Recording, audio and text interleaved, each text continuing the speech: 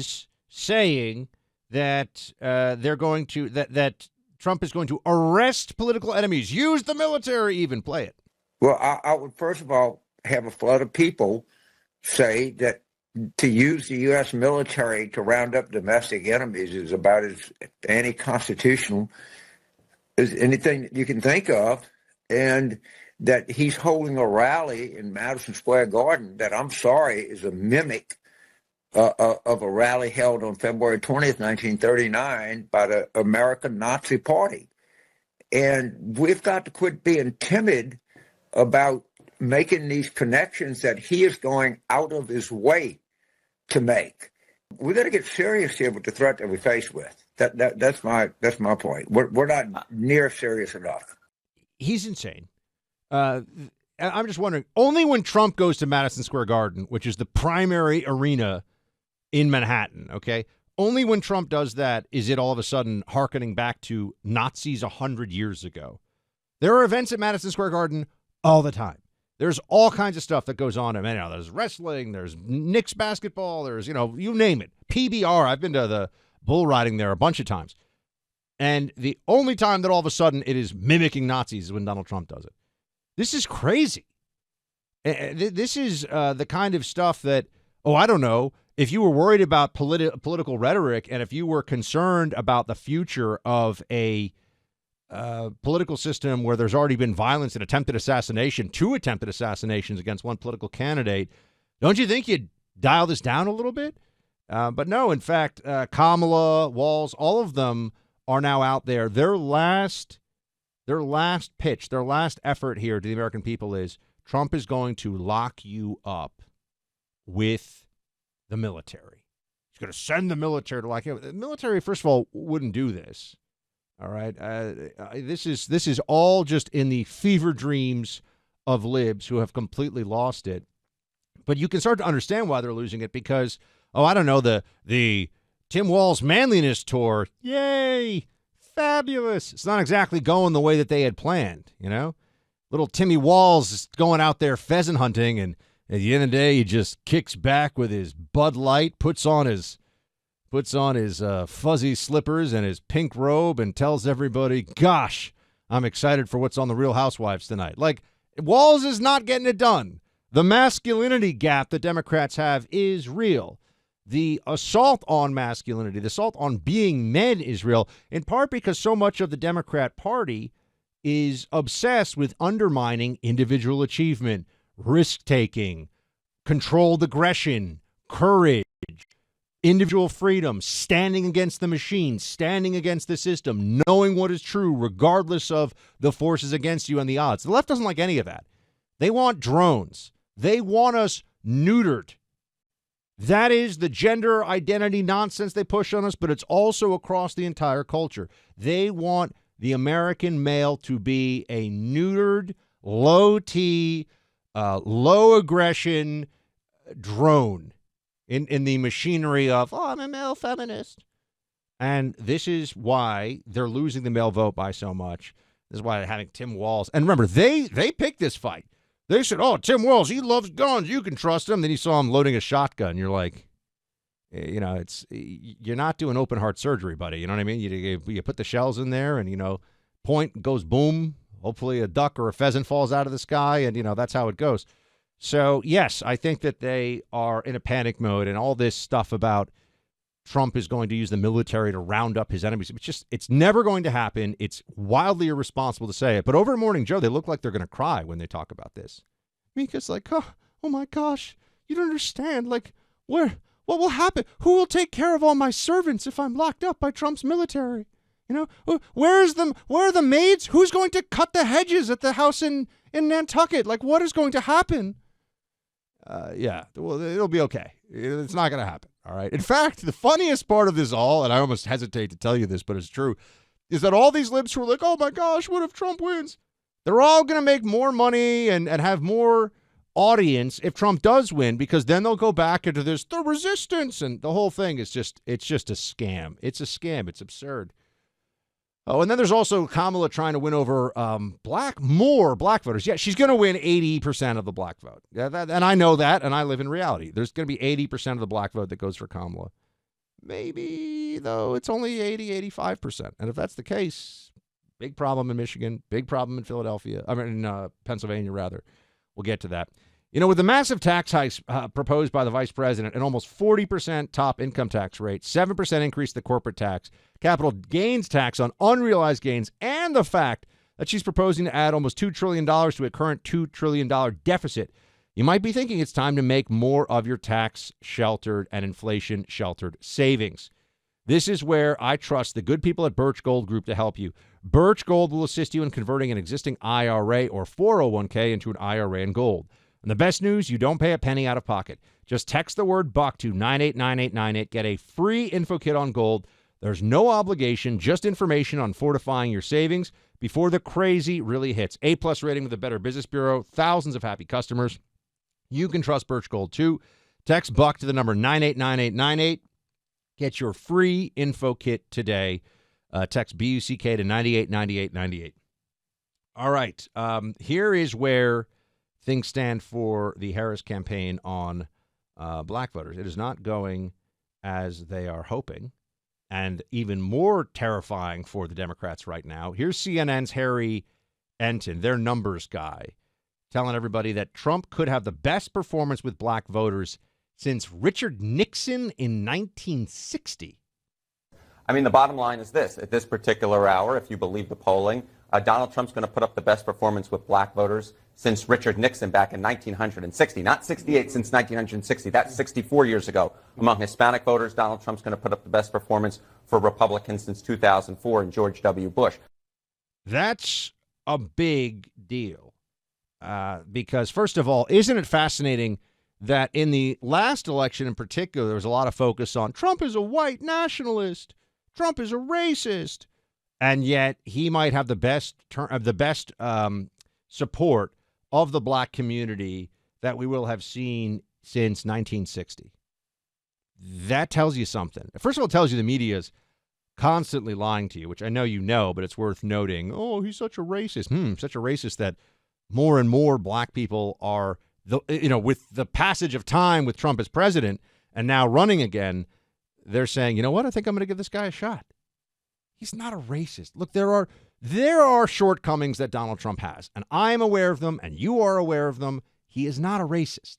He is not an anti-Semite, okay? Does he like pretty ladies a little too much? I don't want to cast any stones there, but I'm not saying he's perfect. But he's not a racist and he's not an anti-Semite. So this stuff that they say, it's honestly slanderous. It's all said in bad faith. And I really hope that there's a big turnabout here where the black community votes for Trump in bigger numbers you would have seen in a very long time, as I noted there. On the other side of things, Kamala, this is her opportunity agenda for black men. The biggest thing here is that she says she wants to provide $1 million loans that are fully forgivable up to $20,000 for black entrepreneurs and others to start a business. A forgivable loan is also called a check, basically. If I said, you're going to borrow $10,000 from me, and then I'm going to forgive you that loan in a year, I'm giving you $10,000. That is a gift, right? And this is why I would note that with the IRS, for example, there's gift limits. So I can't, if I want to transfer my money to a member of my family, I can't just say, oh, I'm going to loan them $10 million. Oh, yeah, and I'm also just going to forgive that loan. Now you have the $10 million. I wish I had $10 million to loan somebody, but you get what I'm saying, right? So this is a gift. She's basically trying to write a check to a portion of the country based on skin color. I mean, this has to be unconstitutional. Has to be. And yet she doesn't care. I'm going to tell everybody this. She's also saying she wants to legalize recreational marijuana and create opportunities for black Americans to succeed in this new industry. Can I just say, Kamala's pitch to the black community, and this is particularly, her black female support is very, very high. The most reliable voting bloc for Democrats is black female voters. But Kamala Harris is saying, hey, black male voters, I'm going to give you $20,000 and let you sell weed or encourage you to sell weed, whatever. Well, because it's going to be legal, and then encourage because, this is what the loan is for. We're going to put more young black men into the weed industry. Now, I'm just going to say, I don't want anybody really in the weed industry. I have learned a lesson on this one. The libertarians kind of burrowed into my brain a little bit. I'm like, I don't want anyone going to prison for smoking a joint. No one goes to prison for smoking a joint, okay? And weed is unfortunately a scourge in public, and you smell it everywhere, and it causes all kinds of quality of life issues and just general degeneracy. So yeah, I don't want people being locked up for it, but it should be like an in your home, in private property only thing, not out in public. People shouldn't have to smell this. And also, you shouldn't be able to smoke this and drive a car. There's a lot of restrictions that should be kept on it. But this is Kamala's big idea: is I'm going to give you $20,000 and you can get in the legal weed industry. Okay, she doesn't have any better ideas, because what does Kamala Harris know about business? Do you think she's ever run a business? No, of course not. Has she ever looked at a balance sheet and had to understand profit and loss? Nope. Could she read a balance sheet? Nope. Yeah. I mean, she was a prosecutor. I mean, I don't think she has any experience selling weed, but, who knows? These days, you never know. I will tell you, she also has experience in book plagiarizing, which is what the New York Times is trying to cover for her with. You see, it was classic New York Times yesterday. They're freaking out. They say conservatives pounce on, I actually have it right here. I have the actual headline. Conservative activist seizes on passages from Harris' book. A report by Christopher Rufo says the Democrat presidential nominee copied 5 passages for her 2009 book on crime. A plagiarism expert said the lapses were not serious. I have seen the lapses. The quote lapses, the plagiarism, is wholesale cut and paste of many paragraphs. Like it is copy, cut, paste. I wrote this. It's not, it's a little too close. And this is where plagiarism stuff can get a little bit annoying, to be honest with you. It's just facts, but your words around the facts were a little similar here or there. You cited it, but you didn't quote mark it, didn't put it in quotation marks. No, this is the definition of plagiarism. And the New York Times is like, the mean Christopher Rufo is saying the things which are kind of true, but we have this person who says it's not that bad. It is that bad.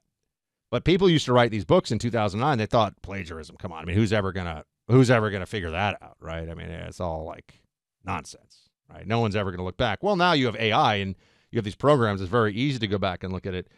October 7th was the 1-year mark of the worst massacre of the Jewish people since the Holocaust. 1,200 Israelis were murdered, more than 250 taken hostage. Yet the war in Israel rages on today, with Iran firing a missile barrage of nearly 200 ballistic missiles earlier this month. Israel and her people are facing attacks from enemies on all sides. The International Fellowship of Christians and Jews is on the ground, providing food, shelter, and safety to those in need during this crisis. Join us in letting the families of reservists who have been called up know that you will stand with Israel. A gift of $150 helps the fellowship provide food and other necessities to the families of reservists who have been called up, and your gift of $150 will be matched, doubling in impact. Call to make your $150 gift right now, 888-488-IFCJ. That's 888-488-IFCJ, or go online to supportifcj.org. That's supportifcj.org. Now we have a little factor in the background, a little something going on here. Who's the president right now? Joe Biden.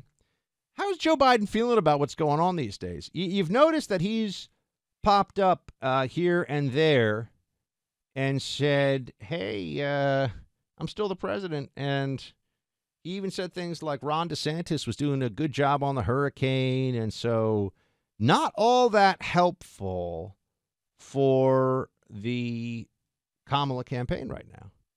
Here is Dr. Drew telling everybody that Biden is starting to feel like he needs to throw down a little bit on this stuff. This is 13, sir. It's hard to call a man in that age group immature, but what he seems embittered, and while he no longer is willing to put his own feelings aside for the party's win. That's what I find kind of interesting here. Everyone's has always been the one thing that you saw from this, you've seen from the sort of the Democratic Party for a long time, is everybody singing from the same songbook for a long time. People really unlikely partners sort of singing the same tune, and that's what was abnormal. What is a little more normal is the infighting that's going on, and I think people are surprised to see that, but that's actually more normal. Yeah. And also, I think Biden is setting things up so that he will be able to claim if Kamala loses, he's going to say, I would have won. You guys abandoned me. You abandoned Biden, the guy who beat Trump in 2020. I'm just saying this is what he will say. And you shouldn't, the Biden name should live on forever as a winner. That's going to be and he has to set some of that in motion now, right? And this is, I think, a little bit of what's going on. And I think that he is bitter about what happened, and I think he kind of should be bitter about. Well, look, Biden is a megalomaniacal narcissist and a lunatic and should have stepped aside a long time ago based on the fact that he's not up for this. That's clear. But they went along with it, and then they bailed on him in the wrong way at the wrong time. So, there's a little bit of, I get it. I get where he's coming from on this one. You know what I'm saying? It's a little bit of an issue. So this is Biden's preparation for the shift in narrative coming up down the line. I think it's very likely the case because I think Trump's going to win. Man, if Trump doesn't win, it's going to be so sad. It's going to be so depressing. This podcast is going to turn into a daily therapy session if Trump loses this thing. I'm just telling you right now. I'll be like, I don't know what happens to the country. I'm just going to snuggle my dog and ask my wife to make me some mac and cheese. We'll be all right. We'll be all right. Some of you saw this, by the way. I'm not drinking beer here. It's ginger beer. Thinking about this because of the dog. But it does on camera look like I'm drinking beer as I do the show. Not that there's anything wrong with that. People drink while they do podcasts, so I guess is that weird? Maybe that's weird. Some people, no, it's not weird. Some people smoke weed while they do podcasts. I'm obviously not going to do that, but I've seen it. I've seen it happen. With so many firearm brands out there, hard to know where you should turn, but I'm here to tell you, Bear Creek Arsenal. If you want a high quality, accurate firearm at the best possible price, my pick is Bear Creek Arsenal. These guys are new kids on the block, but they're innovating in ways that old brands aren't, and they want to build their brand through giving you the best guns at the best prices because you know how they're really growing?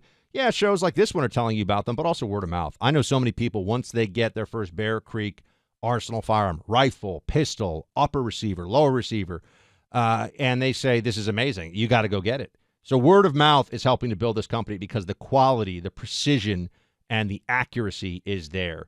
So if you're looking for a rifle or pistol for self-defense, target shooting, or hunting, just go to bearcreekarsenal.com. Limited time sale going on right now. Don't wait and miss out. Use my name, Buck, for 10% off your first order at bearcreekarsenal.com. That's bearcreekarsenal.com. Promo code Buck for 10% off. Exclusions apply. Team, thanks for hanging. More coming up tomorrow. I will talk to you then. Shields high.